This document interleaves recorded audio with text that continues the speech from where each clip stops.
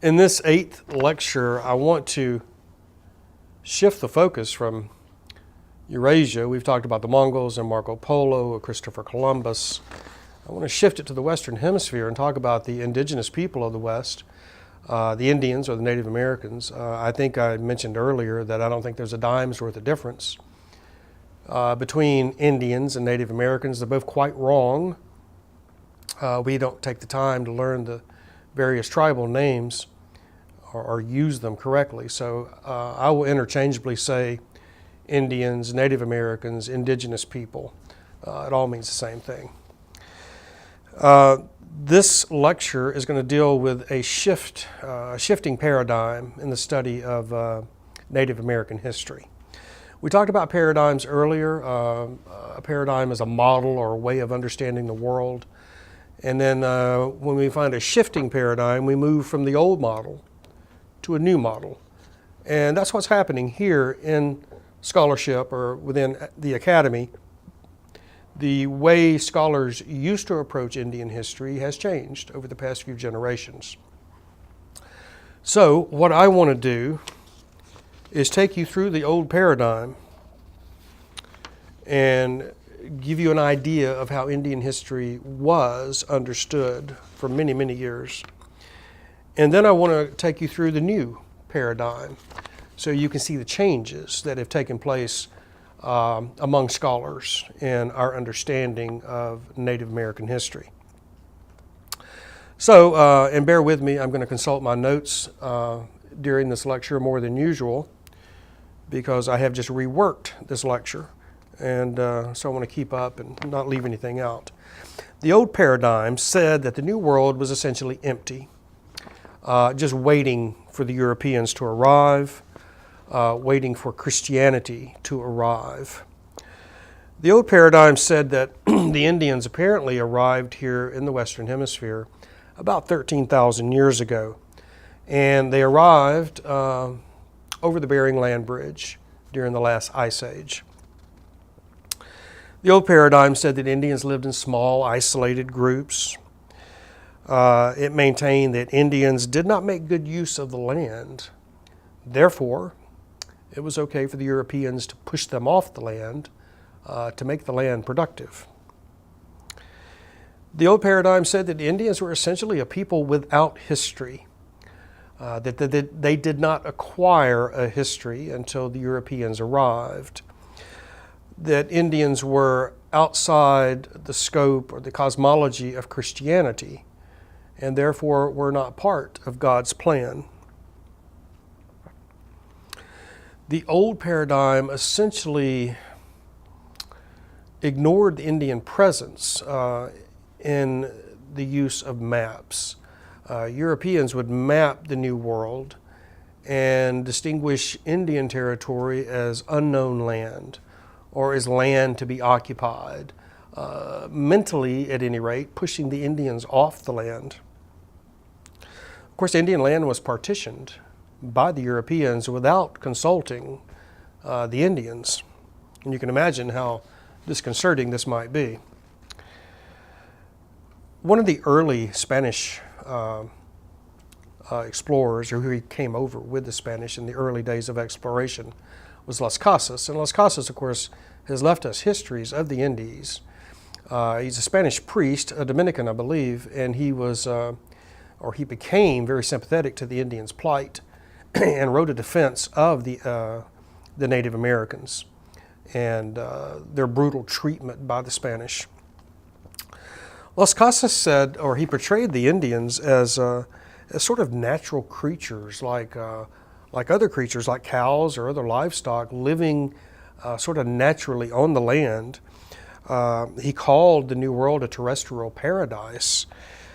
He said that the Indians have a sort of a pre-lapsarian innocence about them. Lapsarian meaning the fall of man, Adam and Eve, and the sin in the Garden of Eden. That the Indians are somehow removed from this. And that the Indians had lived here in the New World for millennia, waiting for Christianity to arrive. Now, in the 19th century, the foremost historian, George Bancroft, wrote a series of histories of the United States. In these histories, Bancroft argued that North America was, quote unquote, an unproductive waste before the arrival of the Europeans. He says, its only inhabitants were a few scattered tribes of feeble barbarians, destitute of commerce and of political connection. This, of course, is quite wrong in every aspect. You can see here the Eurocentric point of view prevailing, as well as a demonstratively racist point of view. Bancroft, much like Las Casas, maintained that Indians had existed for millennia in societies without change.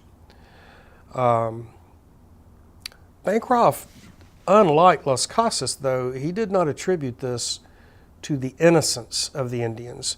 He attributed it to sloth or laziness. So we have a very negative image here of the indigenous people. In the 20th century, Samuel Eliot Morison, who wrote a series of books on European exploration that are still well worth reading, his portrayal of the Indians is very similar. He said they were imprisoned in a changeless wilderness. They were pagans expecting short and brutish lives, void of any hope for the future, a rather sweeping and damning generalization about millions upon millions of people. Morison goes on to say the native people's chief function in history. This is from a British historian. He said the native people's chief function in history is to show to the present an image of the past from which by history it has escaped. So you can see there are remarkably negative portrayals of the Indians in this old paradigm. One aspect of the old paradigm was that sometimes called the pristine myth. That is, North America was pristine. The land had not been changed by the Indians. They had had no impact on the environment. In fact, all the way up to 1964, during the Great Society, when Lyndon Johnson pushed for legislation to redo and improve the national park system, the Wilderness Act of 1964 said, quote unquote, America was untrammeled by man prior to the arrivals of the Europeans, almost as if millions upon millions of indigenous people had never existed. That essentially North America was an empty Garden of Eden, waiting patiently for European Christians to arrive. Also in the 19th century, a figure from American literature that you should know, Henry David Thoreau, he admired the Indians because he said they were quite unlike the Europeans. They had not experienced the Enlightenment, and they did not therefore create these categories of good and bad. They lacked the capacity for evil, unlike the Europeans.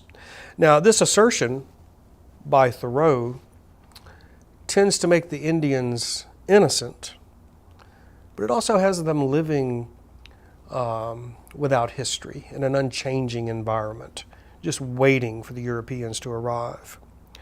And since history, of course, is a record of change, an unchanging civilization or an unchanging environment would indicate a people without history. And finally, since the Indians were obviously not Christian, they're not part of God's plan, and they lie outside the scope of Christian history. Now, the new paradigm. A lot of evidence has been uncovered by scholarship across the board, archaeologists, geologists, historians, critical readers in literary theory, on and on, have gone back into these sources and discovered new sources and have created a new model for understanding Indian history. First of all, immigrants from Asia arrived here in the New World much earlier than previously believed. We have found artifacts dating back over 30,000 years that far predates the old notion of 13,000 years for the immigration of Indians across the Bering Land Bridge.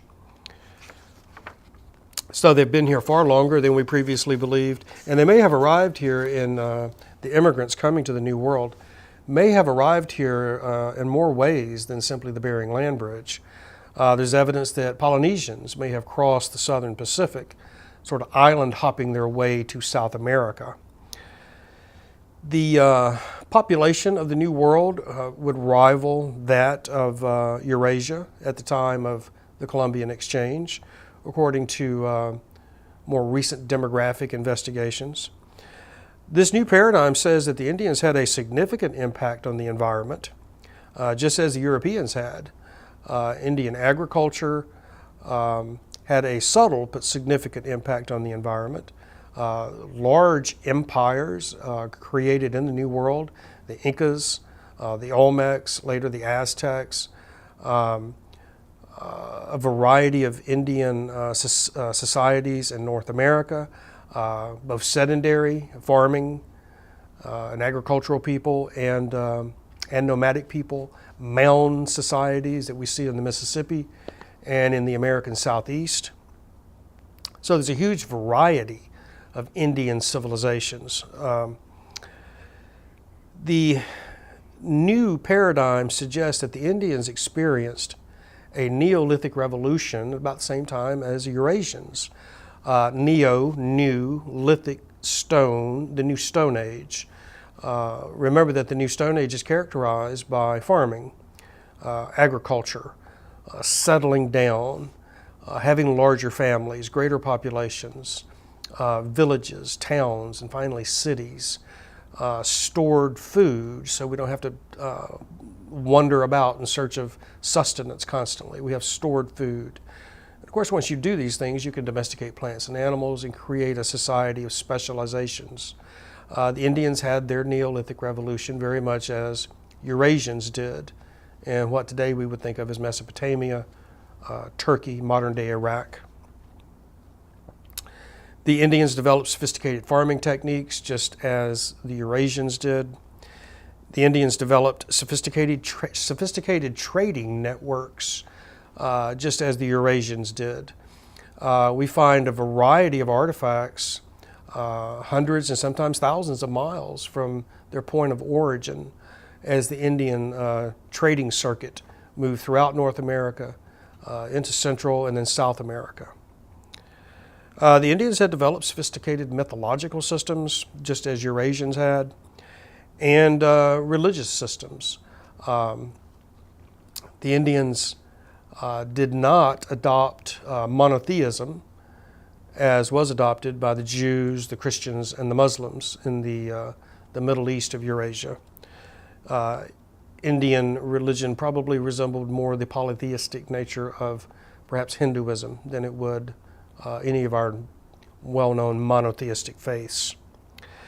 The new paradigm says that history, Indian history, existed parallel to that of the Eurasians. It's just that Eurasians were ignorant of it. They were separated by the Atlantic on one hand and the Pacific on the other. So this new view, this new paradigm of Indian history gives us a much more complex and frankly a much more interesting past with which to investigate. We will return again to the Indians as we go forward in this class. And in our next lectures, I want to look at two of the consequences of the Columbian Exchange, Atlantic slavery and imperialism. Thank you.